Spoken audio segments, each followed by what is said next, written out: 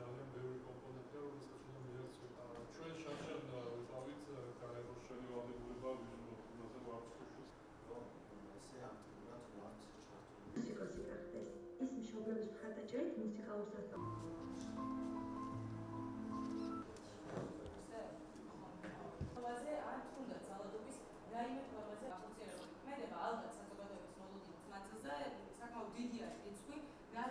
ჩემი ხელი უთხოვია. ბაბუაჩემს მათი და მისი ოჯახის წევრები უკვე მონაჩემ.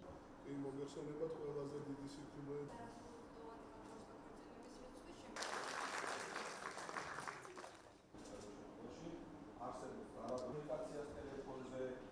ქალაქ ბოლნისში გაიხსნა შინაგან საქმეთა სამინისტროს კამპანია „ნუ წაართვებ ბავშვობას“, რომელიც მთავარ მიზანს წარმოადგენს ადრეულ ასაკში ქორწინების პრევენცია. შინაგან საქმეთა სამინისტრო უკვე მე-6 წელი ატარებს მსგავს კამპანიას.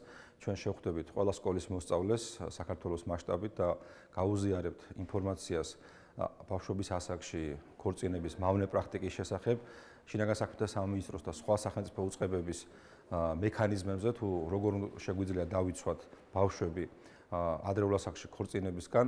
დღეს შეხვედრას ესწრებოდნენ სხვადასხვა სკოლის მოსწავლეები, მათ ჰქონდათ საინტერესო კითხვები, ჩვენ გაუზიარეთ სამინისტროს და სხვადასხვა უწყებების კომპეტენციები ამ მიმართულებით. დარწმუნებული ვარ, რომ იქნება ძალიან წარმატებული კამპანია. სახელმწიფო ბოლო რამდენიმე წელია ძალიან აქტიურად უთხრა ბავშვთა უფლებების დაცვის საკითხებს, შეიცვალა კანონმდებლობა, შეიქმნა ახალი მექანიზმები ბავშვთა უფლებების დაცვის მიმართულებით, რომელიც მუშაობს, დაინერგა ახალი პრაქტიკები.